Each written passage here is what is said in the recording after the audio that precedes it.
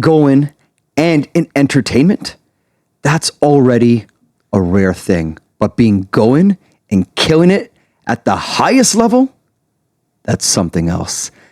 Donovan Fernandes here, Mr. I Am All Talk, and welcome to another episode of All Talk, No Regrets. And my guest today needs no introduction. Man, you are just not a violinist. You are a blown out brand. Folks, please let's welcome Mr. G. Pinto, aka Grenville Pinto. Thank you very much, Donovan. Nice to have you, man. Nice to be here. Yeah, like seriously, I'm always used to seeing, and you're probably used to seeing me in my life. Well, technically, this is technically my life, but to see you here without the violin in your hand, and without the suits, it's. I'm not used to it. I have to adjust to myself. But honestly, man, like thank you for being here, man. And you and I, we've known each other for, let's say, well over 20 years, and we've been doing this thing together for around 20 years, from the trial and error stages to building a brand stages to the platform that we are on here today. And as I said, you and I were doing it on such a high level. And today we're just going to break down, talk, and just shoot it up, man. And shoot it up. Sure. So wrong, but yeah, we're just going to just talk and just have a lot of fun. But honestly, thank you for being here and taking the time out of your schedule, your day. Cause I don't know how you do it, but you do it, man.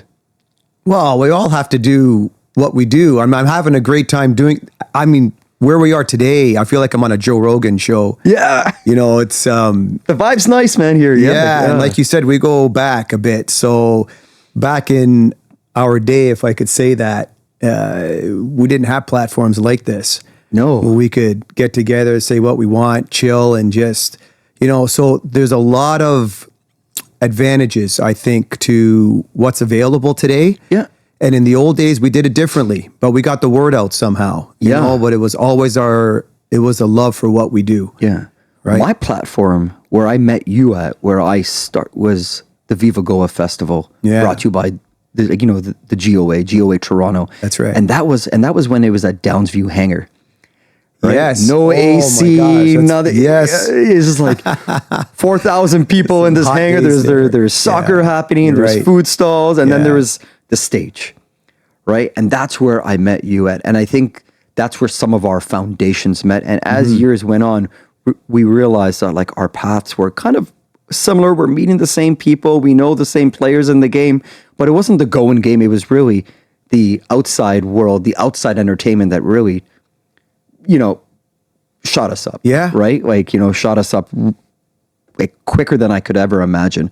But you're right. In those days, we never had platforms. We never had social media.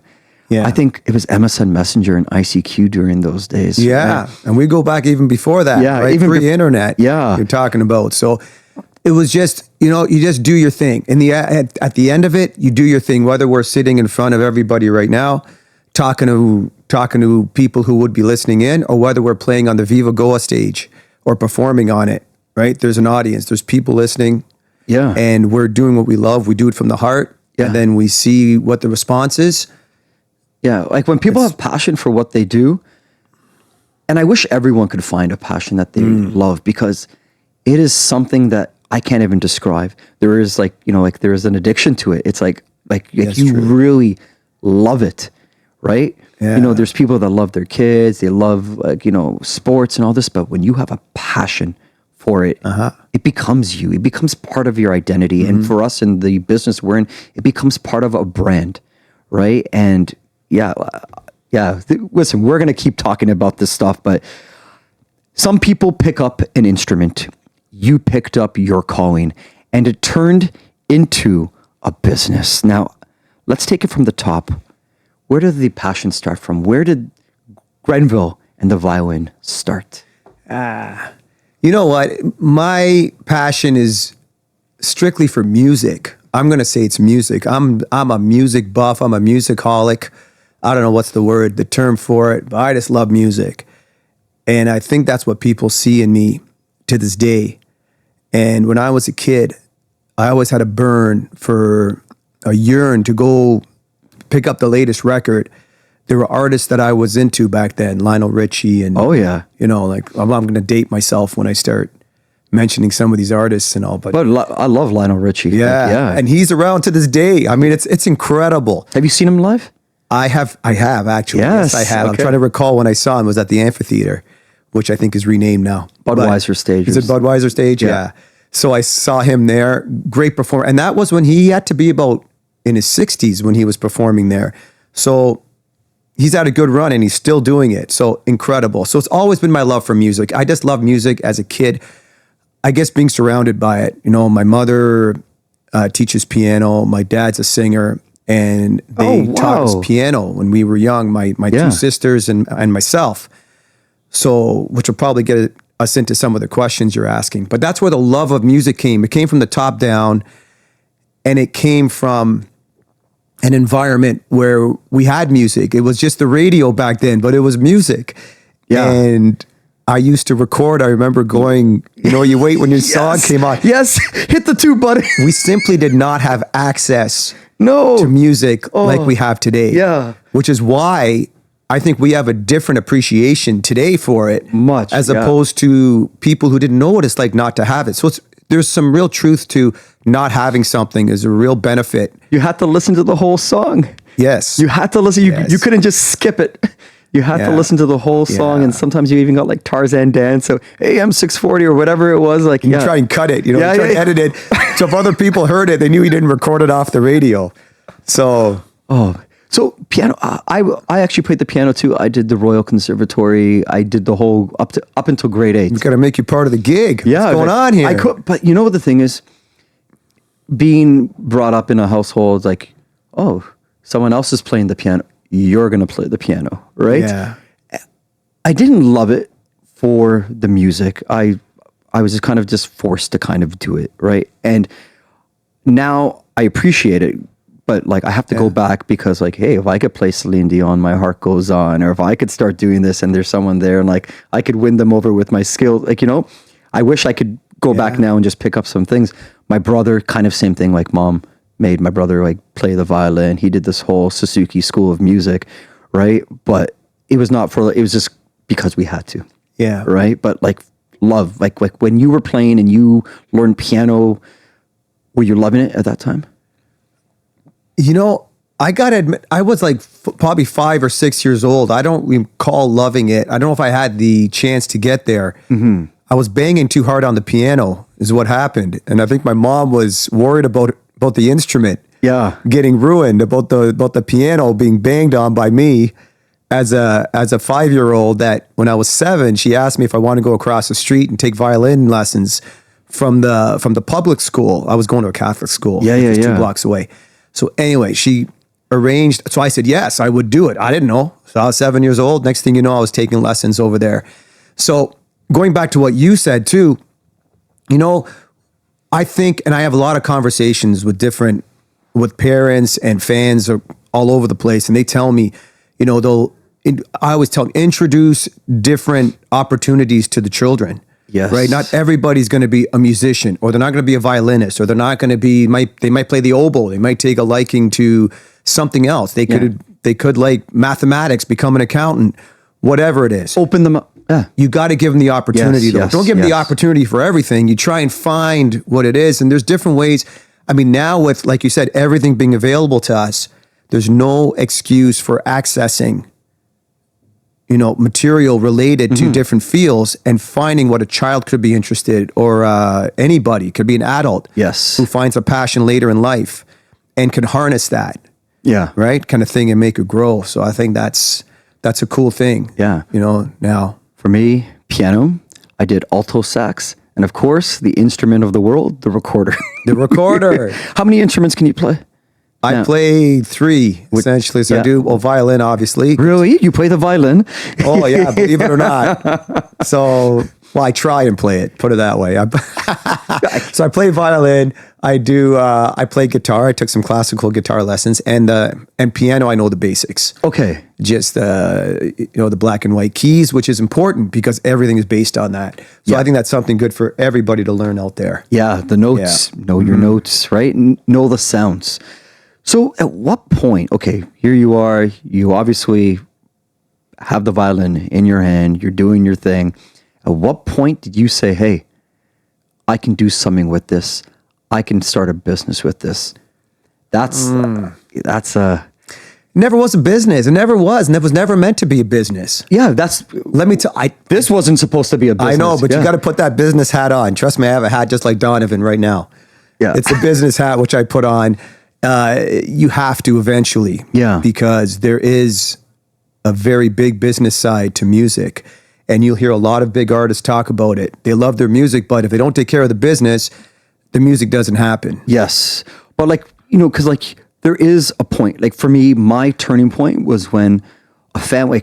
I always kind of wanted to be the MC or find different. Like I did club MCing, I did ring announcing, but for me, like my turning point was when a family member, I think it was like a couple, the boyfriend and them broke up. So like the boyfriend was supposed to be the MC, and then she's like, "Don, do you want to be the MC?" I'm like, "Yep."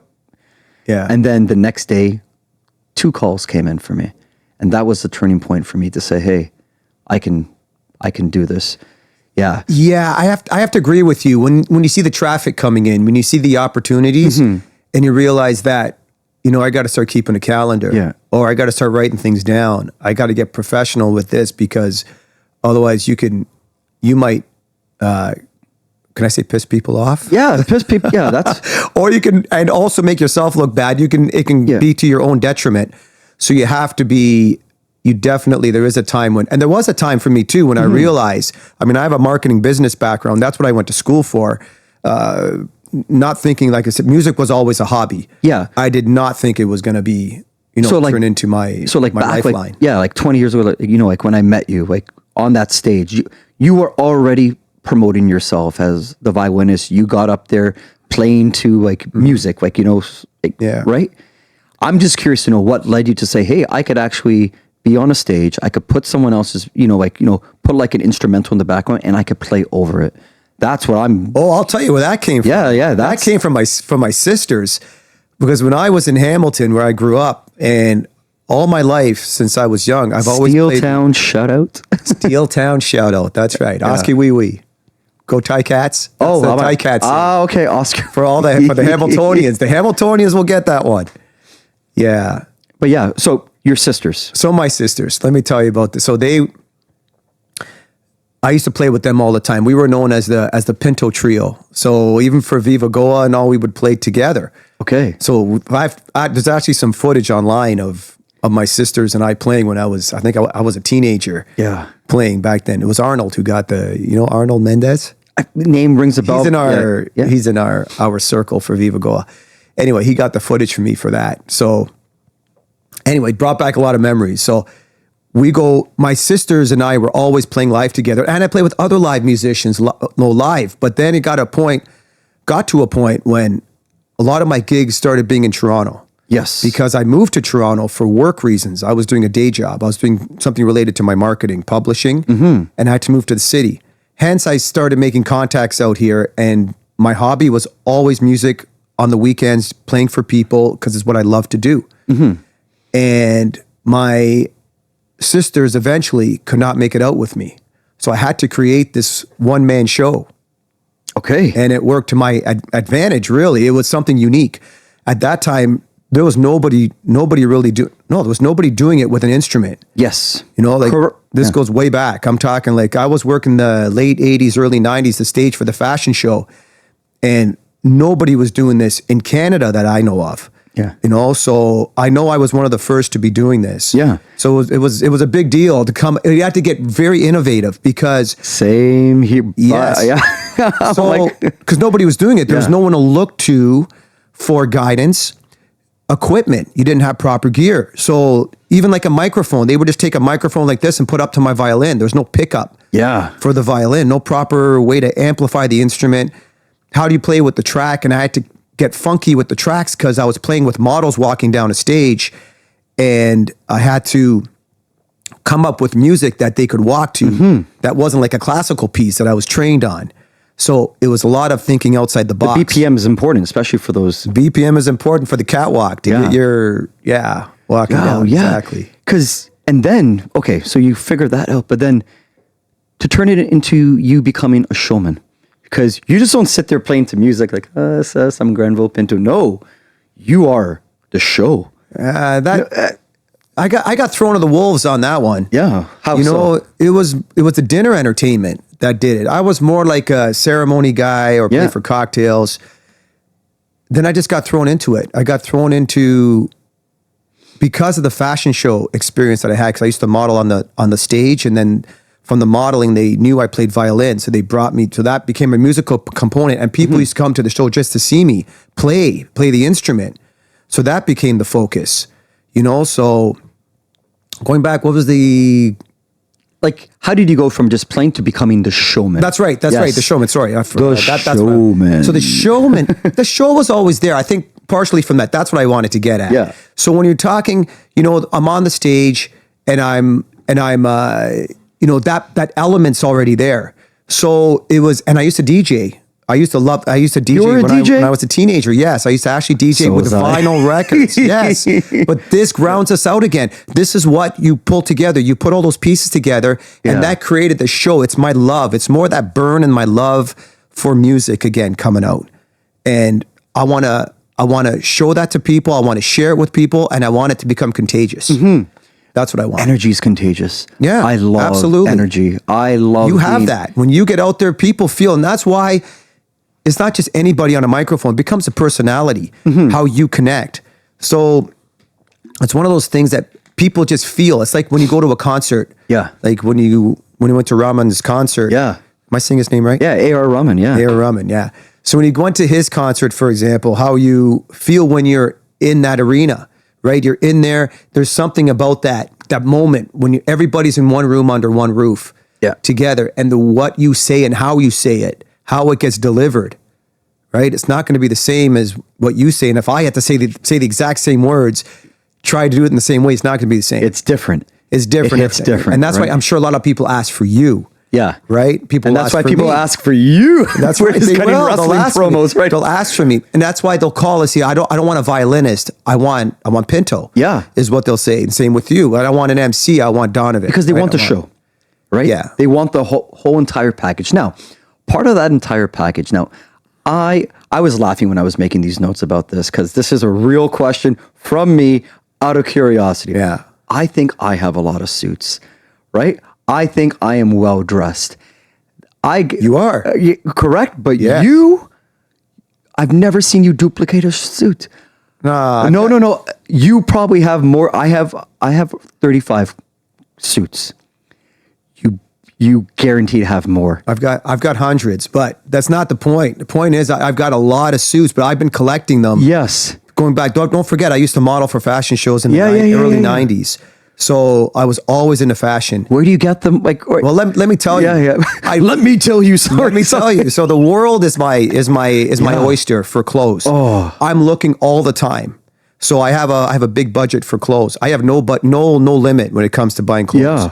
Yeah. I'm not going to go crazy. I'm not going to buy things that are unreasonable. But I have a true love for dressing and for clothes. And I'll tell you where that comes from too. My mother was in a wheelchair. She lives in Hamilton. My sisters, they're all there. So when I moved to Toronto, the only way that I could meet my mother was for my sisters to drive my mom to a mall. So we'd meet at Square One or Yorkdale, Sherway, whatever it was.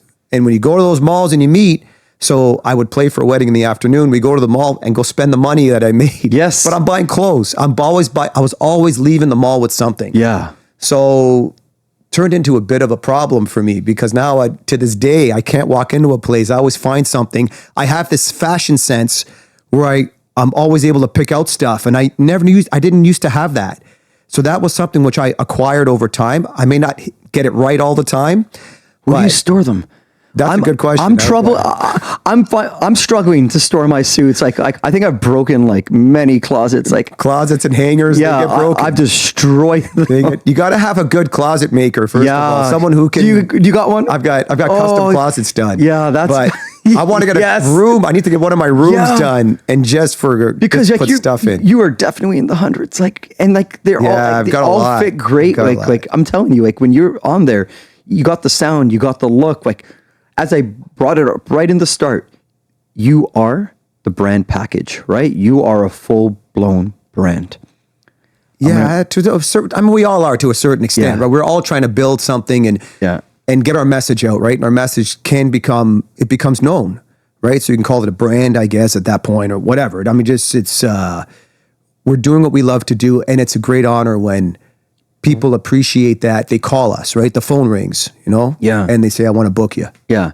Have you done destination ones? I've done destination many, yeah. That's like for me, it's like, when they book locally, it's beautiful. I love it. And yeah, you're right. I think anytime the phone rings, count it as a blessing, right? Yeah. Even if it's a lot of book, count that as a blessing. Yeah.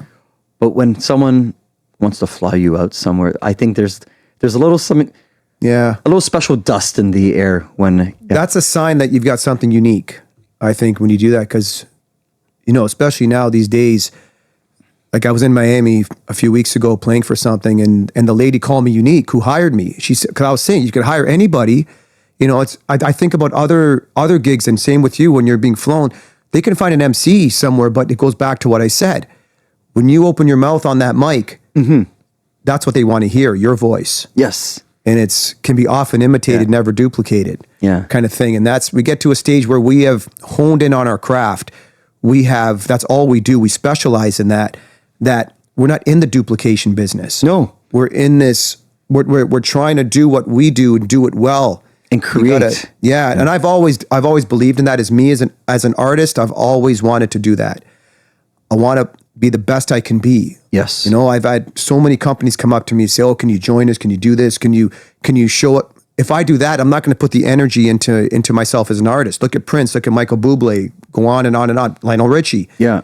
These guys have all taken that path where I'm going to do what I do because there's only 24 hours in a day. You have to make the choice what you're going to do that way. And I think that sometimes you can help others along the way and you can but at the end of it, we're here to create something that's going to benefit the client and be the best we can be.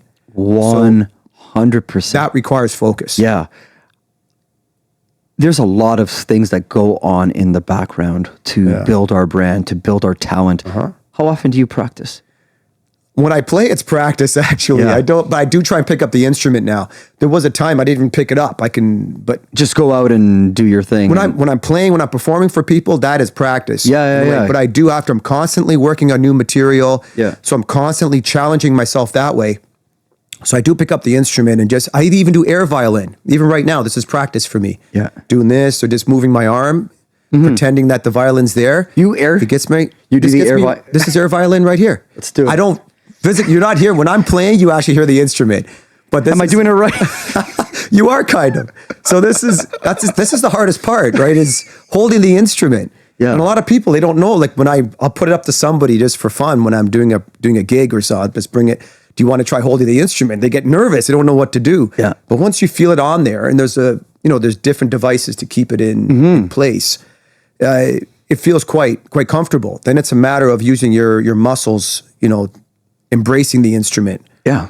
And then playing it as if it's a woman or something. Yeah, I don't know. Because that's like your baby. Like it's your instrument. My baby. Yeah. That's what I tell people when I have to travel and when I take it on the plane with me. Yeah. That's my baby. Does it come with you or do you put it into the... I take it with me. The last flight we couldn't fit it and I did have to check it, but it was on that.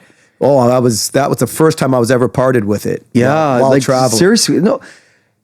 Some people could laugh. Oh, it's just an invite. But no, that's money right there. That's your passion. Yeah, and it's even more than that. It's priceless because you can't duplicate that instrument. If anything happened to it, it's not like you can go buy another glass or something if it breaks. Yeah, I know. Kind of thing. And all violins sound different. It's so hard to get that sound. And that's so you have the one, right? I have a lot of instruments. Okay. I have a lot of violins. I got some really good ones. Yeah. But the one which I perform with is one of my least expensive. Yeah, that's instruments. That's the one that like that's the one that hits the most miles with you. It's most miles because that instrument, I've turned it into what it was. Yeah. It was a mediocre instrument, but by playing it so much and it became part of me. That's what it is. That's what instruments. That's what happens with That's beautiful. violins. It's just to hear that. Like, yeah, it became a part of you, right? It did become part of me, and I pick up one of my other instruments. They sound good, but not the same. And they don't. This one, which I amplify, it doesn't have the same. It's not going to get that same sound, and I have to create that sound. That's yeah. Like, sorry, I'm just kind of like taken back by it, but it's like, yeah, no, it becomes a part of you. Cause like, I even know like some like guys like do like the drumming and like when they part with their doles and, you know, their drums and like, they feel the same kind of thing. It really feels foreign. If I pick up another instrument, I could play it, but it doesn't feel the same to me. I don't feel that same comfort level, you know, that I would with my instrument. Yeah. People see the spotlights, but not the sacrifice. Like being a musician isn't easy, right? Especially at this level. There's so much sacrifice that needs to be made to make this a working, functionable entity. Let's talk about some of the sacrifices that you make. Like I can share about myself, about my personal life. Like I don't get to see my friends as often. I don't get to, like, you know. That's number one. Yeah. That's number one. We are on when everybody's off. That's the problem, right? That's the thing. And to have an understanding partner, spouse, friends, family. Yeah. That's important because like my nieces, I've missed some of their special occasions, but they know they're super cool with it because they know come a weekday or something, they could take a day off and I'm available. Yeah. You know, to go with them, or I can move things around. I can't move things around on a Saturday night, or if I have a concert or something going on during the week, whatever. I mean, they know that, I got to go when there's something happening. Yeah. So to have people understanding around you, to be surrounded by those people is crucial. That's the main thing. Cause like, even sometimes like when I'm with like my parents or my family and I'm off, when I'm off, I like to really turn off because everything is so, let's go. And then I somehow, you know, I just don't want to talk. I just want to sit there. Right. Yeah. So we need that time because we're surrounded by people all the time. Yeah. You know, it's social settings. Yeah. So you tell me like being alone is good. Like me coming down, I came down alone. I felt good. You know, it's having that time to myself. Yeah. It's so important to have time to yourself. Yeah. Do you travel? I do travel. Well, most of my travel's for work anyway. Yeah. When I do travel. But yeah, I like to travel when I get the chance too on my own if I can. But then I'm always taking my laptop with me. I have always taken intentional time for myself.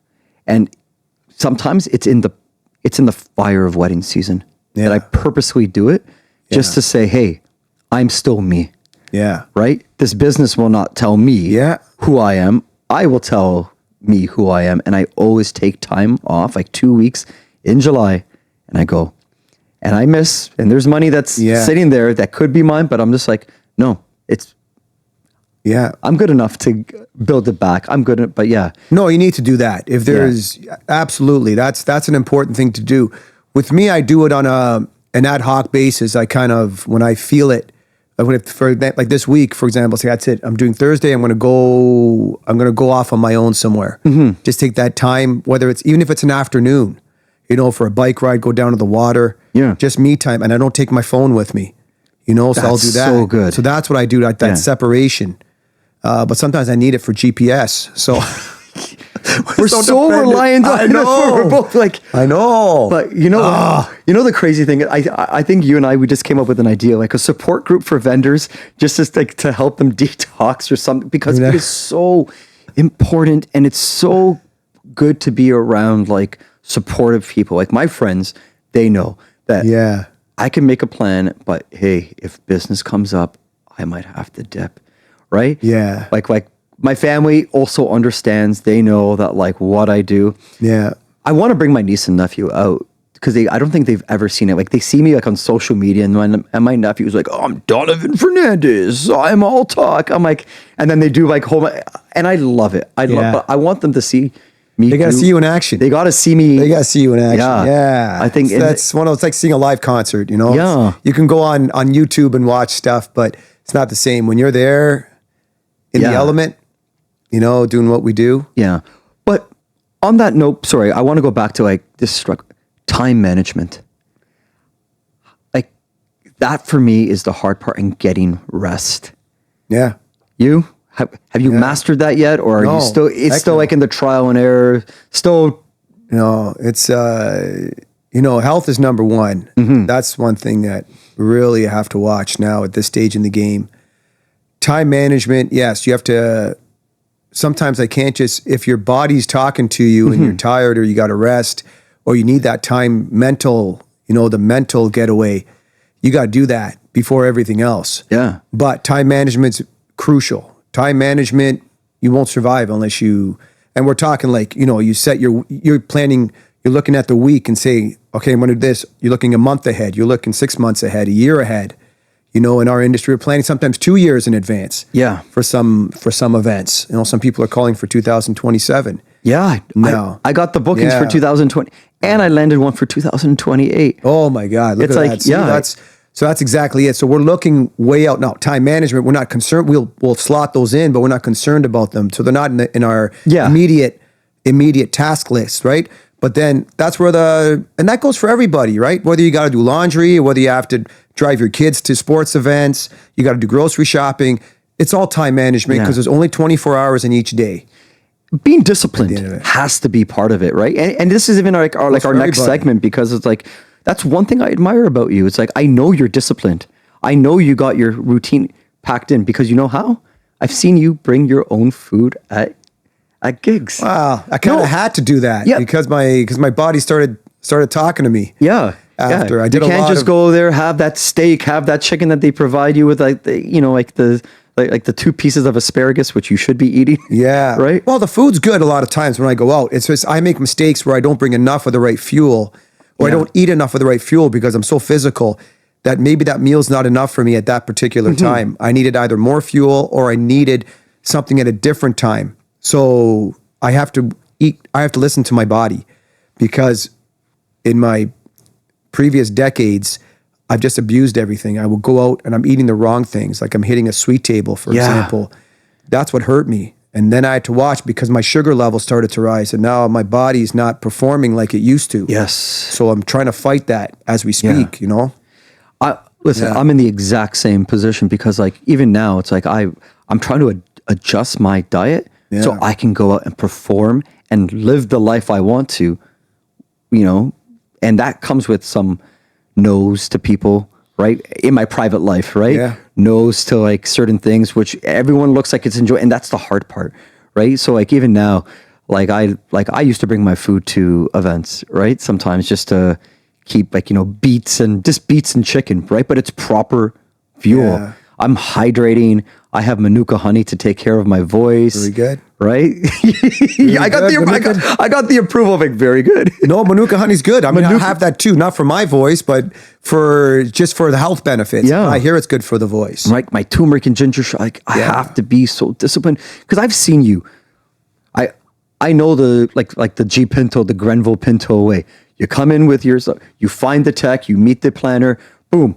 Oh, what time do you guys want me on? Okay, I could be ready in 20 minutes, half an hour, and then you open up your briefcase, you start setting up your sound, you do it. I get the like, you know, the 3 clicks, and then you're ready to go. Yeah. And then on the way out, I see you like open up your Tupperware, you do it. But that's the reason why I have to do it, because I can't sit down with everybody else and eat. No, you cannot. That's the other problem. Part of it's health related. Yeah. Part of it is I can't sit with everybody else. That's when I have to perform, though. Efficiency. Yeah, but a lot of times we can't bring the food into the venue. That doesn't look good, right? We can't sit with our Tupperwares on a table. Mm-hmm. So then you learn. This is why I have doctors who I consult with, and they give me certain outlines. They'll give me certain rules to go by, just guidelines, so that I can use that when I'm on the road. So even if I have to pick up fast food, there are options for me that I wouldn't know. What is it? Well, like picking up a burger and you don't eat the bun, for example. Yeah, okay. So that kind of thing. So carbs slow me down. Are you keto then? She wants me to go keto, my one doctor. Yeah. So she wants me, but it's a hard thing for me to do. So That's tough. I do my best. Because the thing is, you do need some sort of carb in there, right? Yeah. You need some, because like that's for me, that's fuel. Or maybe I'm just making my own thing up, but like Maybe we're used to it. And we just need that little fix. yeah, So it needs to be in there somewhere. So anyway, we have to find that balance in our life with everything, and that balance is with food too. yeah, Right. Otherwise, your body doesn't function. yeah. At its peak, peak performance. For me, at a gig, I'm roughly doing around 13,000 steps. Wow. I've tracked it, right? Yeah. At a wedding, because like I'm on my feet the entire time, right? Yeah.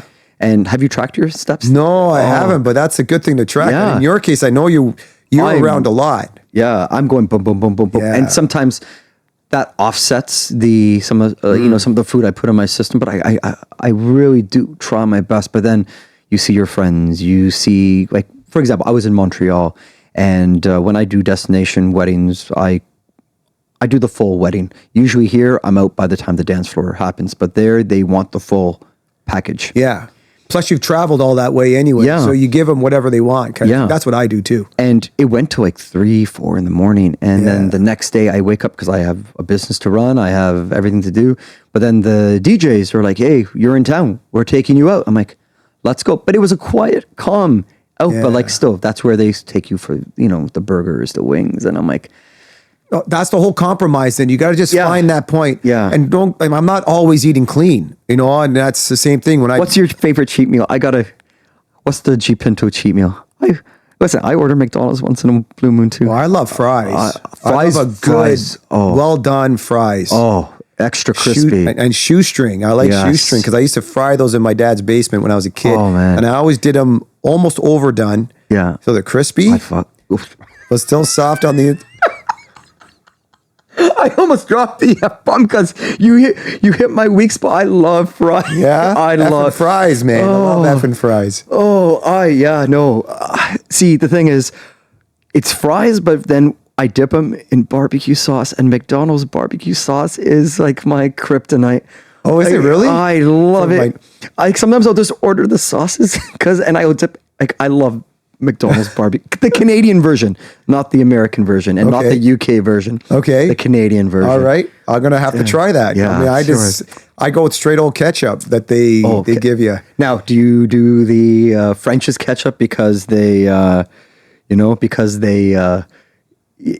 Canadian only. There's no or I think there's no corn syrup in French's. I don't know about the whole Canadian only thing. I think that's going a bit too far. First of all, isn't it Heinz? There's no other kinds. Isn't that their slogan? Yeah, I love ketchup. Okay, sorry. Now you got me. Yeah, no. But going back to the Canadian thing. Yeah, we are like I just watched the Blue Jays play yesterday. They were playing an American team. How come no one stopped that game?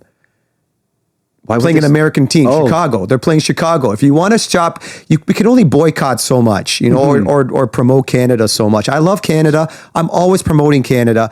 I go to the U.S. If I'm playing in the U.S., I'm bringing that money. I'm going to be spending that in Canada. Of course. A lot of that money. So I'm always promoting Canada wherever I go. I'm a proud Canadian. There we go. Born Canadian, and I acknowledge my roots.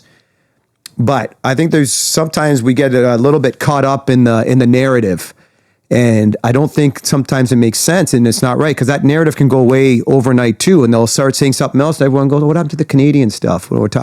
But it's always great there are great products that we have, from Canada.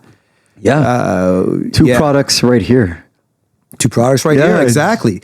I was thinking more like food. Yeah, I know. That's where my mind was. But entertainment-wise, definitely. Yeah. So there's lots of good things, and we can rattle them off. Oh, man. I'm thinking of maple syrup, for example, and people just rave about, like, there are no other kinds when it comes to maple syrup, for example, because if you try the stuff from up north, my keyboardist moved up there, and he actually taps it from the tree and gets the maple syrup. The sap and syrup. Oh, so fresh.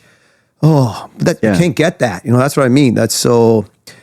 We have some great things to be, again, going back to my clothes, how I shop the world. Yeah. There's a lot of good in this world. I think we're heading towards globalization. I think that was already happening decades ago. Mm-hmm. We've seen it happen in our lifetime. We'll probably have a world without borders, which is eventually, I think. but we do have access. We do have access to everything in this world, which is crazy. If you think about that, we never had that growing up. No, not You at only had that all. one radio station you could listen to. Now you could listen to, I got this, my buddy sends me a link where I could stream. I think it's somewhere, I think it's a, California station or whatever. but- And it's freestyle 24/7. Yeah. So I listen to that. This is Oh, great. you love your freestyle. I love freestyle. I love my- everything. yeah. I love rock. I listen to Ozzy's Boneyard too. I got Satellite. I listen to all that stuff. But sometimes I want to listen to, I'm just very eclectic with my music. And that's reflected in my show, which is why I jump from all these genres of music. Not because someone told me to learn it, but because I genuinely take an interest in all genres of music. Yeah.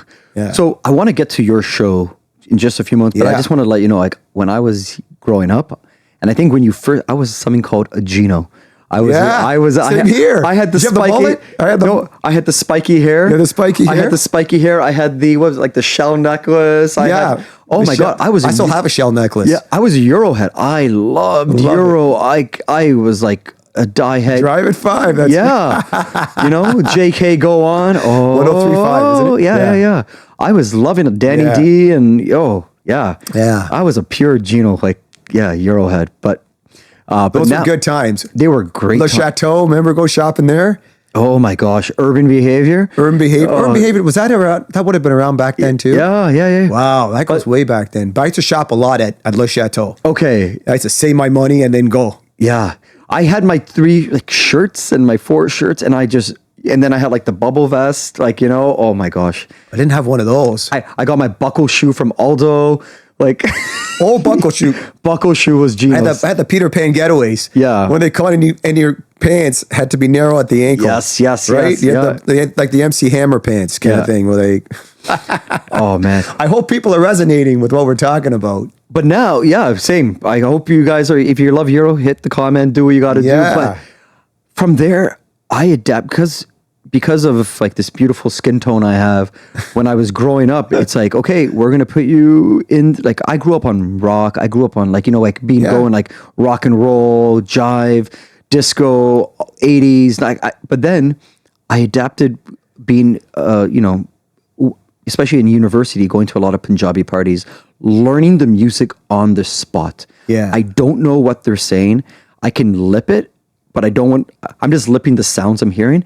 Then I got, connected with the West Indian and I'm picking up chutney, soca. Yeah. I'm picking up that now in the Sri Lankan market, I'm picking up all these songs. My music knowledge is wide. Yeah, And I'm that's sure what happened. so is yours. Our industry has forced that, and then you phonetically say the lyrics. What you think it is, and I Yeah. do the same thing. Yeah. I have no idea what they're saying in a lot of the music, a lot of the cultured music. Yeah. But what I hear, and then so when I'm playing along with it, I'll just say some of the words, what I think it is. Yeah, and that's the thing. And people don't. and they don't need to know. And they're like, right? you know it, even Konkani. I'm just saying that I don't know what they're saying. I just I can mimic it very well, and but that's only when the music's on. If the music's off, I'm lost. No, same here. Yeah, that's the reason why I can't say it right now. I got to hear the song. Yeah, I can't even try. Yeah. But I want to go to your show. So you took your brand, you've developed it. You have obviously. You have a fan club. I was on your website. I didn't know you had a fan club. Yeah. What do people get if they join the G Pinto fan club? They get a regular newsletter. It gets sent out to them, an e-newsletter. That is so cool. I'll even do giveaways sometimes too in that newsletters. I'll tell them, if they'll have a trivia question or something, and then say we're giving away this month, and Yeah. So I'm going to put a link in the description, and if anybody wants to join the G Pinto fan club, everybody should join the G Pinto fan club. Yeah, maybe I should start my own. The I'm All Talk. Absolutely. Yeah. You can do it. You should join the G Pinto and the Donovan fan club. I am all talk. Yes. Thank you. Yes. But I want to go to your show because you're able to not just be called to entertain people in seats. You have developed your own show where people are now being put into seats to see you and your show. Now, I went to a concert yesterday. You're putting on a full-on production. Yeah. You want to Like, can you walk me through why you decided to do that? And That was, yeah. and what went into it to do that? Because I think I know Mensa, who was one of your DJs. DJ Mensa, yeah. And then I see all the different artists that are there. Like, walk me through it. That was my ultimate dream. My ultimate dream was to, because I told you my taste in music is so eclectic, my vision was, before I even produced my own concert show, was to have me front and center. And I was already doing it in the sense that I'm playing with tracks and jumping from hip hop to rock to country, etc. Now I want to bring that to a live stage where everything is live. So I'm in the middle playing live. We've got a quartet at one point, at one part of the stage. I've got a DJ on one part of the stage. I've got the drummer and all the live band behind me. So the music you're hearing, everything is happening live. We've got dancers. So all that coming together in one show. So that's the dream which I have. So I can present all those different genres of music with me being front and center the whole time.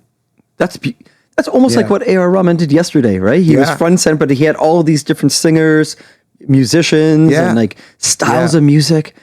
I wish you went. I think maybe like it would have been a cool thing to see, but I think you're doing the exact same thing. He would, but that's what I've had. And along the way, I've met a lot of great musicians and people who I work with. Yeah. Who I've brought on the stage. Some people are not always available. So certain things happen, right? It's where you have to have backup, or because I don't put the shows on as often as I would like to. Sometimes, excuse me. Last year I did put on a show in Hamilton. We did it. Now I'm working on a new album. So I need to get that material done. Once that material's done, then full out concerts will happen after that. Yeah. Then I'll be promoting the new albums. It's actually multiple albums. But I'm going to roll them out and then roll out the shows at the same time so that people can come experience the new material and, of course, the old material in my eclectic taste in music. Yeah. Pavlo and you in Greece. Yes. Talk to me. That's like you're part of his show. Yes. Down there. Like, and he's part of my show too. Yeah. We just become friends. And that's because he's a legendary artist as well. And what's it like playing outside in such a beautiful, like I don't even know what to call it. Is that a stadium? Is that like when we did it in Greece. Yeah. What is that? Like, what's the word? We're overlooking the, Santorini cliff. Yeah. It's a cliff. It was an actual helicopter pad where he shot his latest PBS special. It is epic. It's like, that's a Coliseum. It's like a call. Well, that would be that particular one. There was another one which is like a Coliseum. Yeah. That was done in northern Greece, Castoria. Yeah. Where I was privileged enough to go to that one too. So I Beautiful, played in that one. Man. Yeah. I played in Santorini, and we've got a show coming up in Niagara actually next week, August 22nd. So that's going to be taking place. But Pavlo, I met along the way. I think it was in Hamilton. It was a show. I think it was a trade show, and he was signing autographs at someone's booth.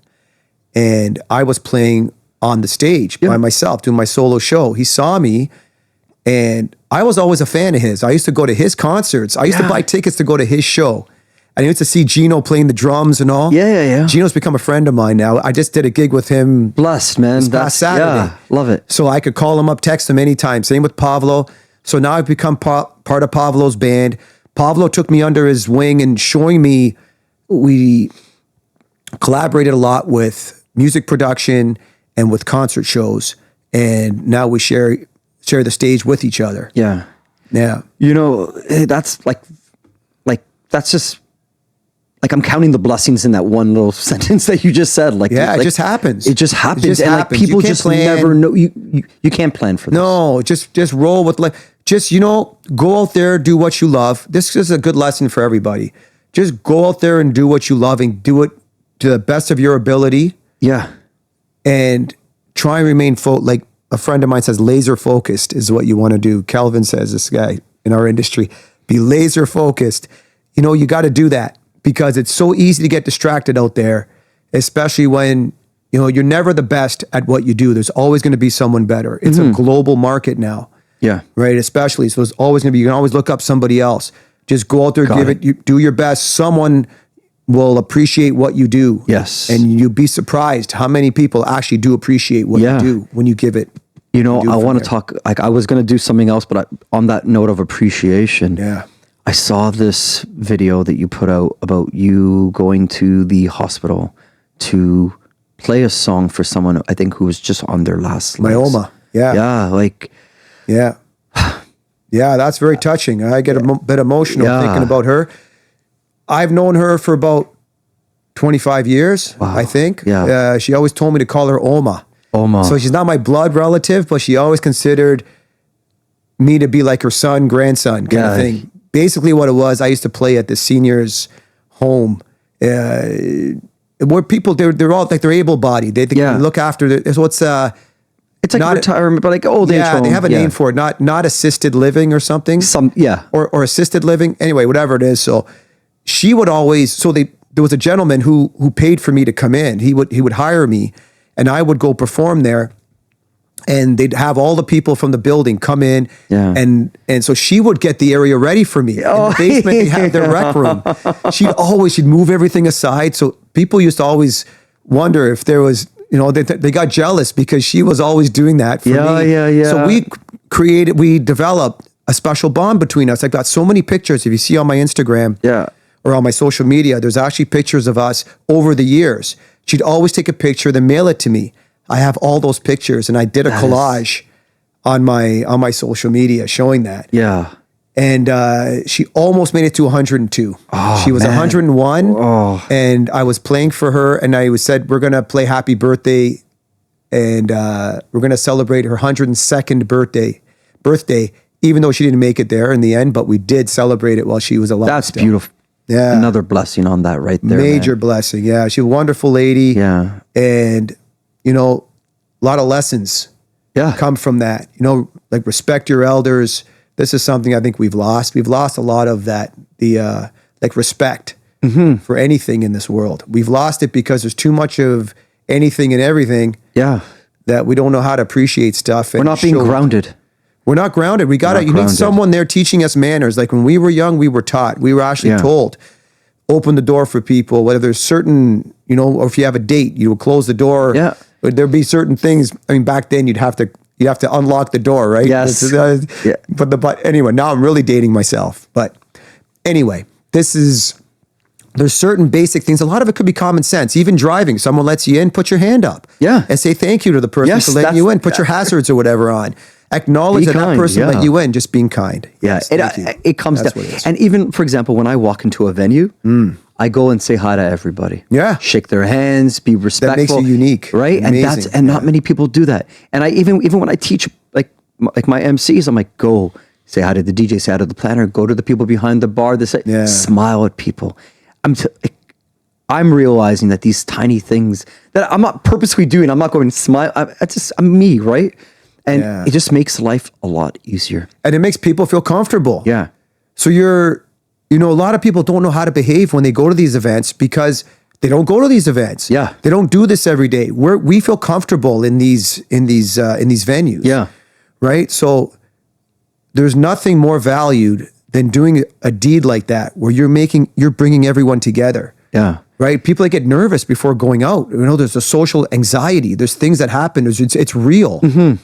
Right? This is what happens to people when they go out there because they're thinking about things that we don't know a lot of times what's going through their heads. But if you can break the ice, it could be like a family member, they have a spout, there could be something going on, right? There could be some issues and they don't feel comfortable or just mentally, they're not used to being around people. Yeah. And if you can help break that, make them feel comfortable and bring them together and make them have a good time, it's a priceless service that you're providing, which means we should double, triple, quadruple it up. What we're charging. Yeah. So before we finish this, I want to play one quick game with you before we finish this. It's called Fix This. Okay? Fix this wedding. Okay? Yeah. I'm going to give you basically a little scenario. All right. Of something that can go wrong. Okay. You have to tell me what you would do. Okay? Oh boy. All right. I'll try. You show up to perform. The DJ system doesn't connect with your backing track, right? The lights aren't set. And the bride wants a song you didn't rehearse. Everything is behind schedule. What do you do? What's your move? This has actually happened to me. Let's go. What did you do? This has actually happened to me where the DJ was late. He got caught in traffic. So I've got speakers in my car. I brought my speakers in and I actually played and I actually DJ'd for the entrance. So this is where my teenage DJing years, tongue twister there, came in handy because I was able to play.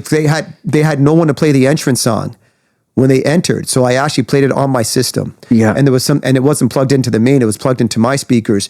Not the same caliber of system, but good enough that people could still. So I always carry a speaker for that. The main reason is because I want to be able to hear my sound. Yeah. I have reasons for why I do that. It's almost like a monitor for you. It's like a monitor, correct. Yeah. So rather than using in-ears, which I would use if I'm on a stage, I bring this out because I want to be able to make sure everything's being fed through so that I know it's not a problem with the mains. I can troubleshoot if I have to. I can backtrack and say, oh, it's not it can't be my system because mine's producing sound. You come with your whole system. I do. Yeah, and I think that's protection, right? It's a lot of work but it's also protection at the same time. Yeah. And as we talked earlier, it's like I see like it's like packing your suitcase. It's like you are on the traveling show, right? And you're going from one to another. And how many have you done in one day? Is like what's I've done a lot in one day. I've done back in my heyday. I would have done 6 in one day. Wow, 6 gigs. That's a lot. I alone. I've done that. I gloat saying, "Oh yeah, I've done 2 weddings in one day." Right? No, but mine's different, right? My business model is different, and you got to remember, I only had certain time slots. The new time slots got created because I wasn't available. When I was the only shop in town, you got to remember, I was the only one doing what I'm doing for, let's say, weddings. And then the bride said, well, come to my house in the morning. Come at 9, 10 o'clock in the morning while we're getting ready. That became a time slot. Play for me in the morning, right? Yeah. Well, they have guests coming. No, but they have guests coming. Oh, okay. I thought she wakes up. She wanted that too because they enter. They'll walk. Sorry. Maybe that could have been maybe a reason. Maybe puts her in the mood, right? To go to the church 100%. Or whatever. It sets the vibe. Yeah. But these people would have people come to the house. A little. They feed them before going to the church. Yeah. The close family, and they provide live music. I still have people ask me for that to this day. So I'm thinking something. It's like the night ends. They're going to the hotel. You're playing. I'm still playing. It's like Titanic. The guys are still playing. Yeah. And everyone's. Oh no! I'm saying you're setting the mood for the honeymoon. Like you're setting the mood for the honeymoon. Yeah. Yeah. So Marvin Gaye or I don't know. Well, I do a lot of different things where that's applicable. That same sort of concept. Yeah. Like I play for people when they propose. Yeah. Or I play for someone they're on a date and they want me to come out and play. So I've done intimate. Yeah. I've done intimate events. We all have, but I mean that's what I've done as well. There's unlimited opportunities, right? Yeah. Right. And it's all stemmed from the basic time slots that we had. Let's say so I did ceremony, cocktails, dinner, and then late night became an option too. So I show up like 11 o'clock at night. That came because I wasn't available earlier. Mm-hmm. But then that became a time slot that was preferred. Because then you got people who they want to inject, some different energies. So and that's when you're playing the hard, fast. Yeah, and I do something. I'll do energetic. The interactive stuff. Interactive. Right? Yeah. Interactive.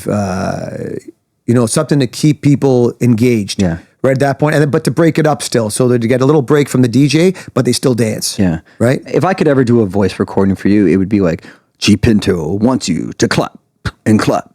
Just in the background clap here and get it. You gotta do something like that. Yeah, man. Yeah. But listen, all of this, our banter back and forth, it comes from the foundation of obviously respect, love, but passion for our talent and passion for what we do. And we could probably do this again and again and again and again, and the story will be different, right? Yeah. But this was a lot of stories. Yeah.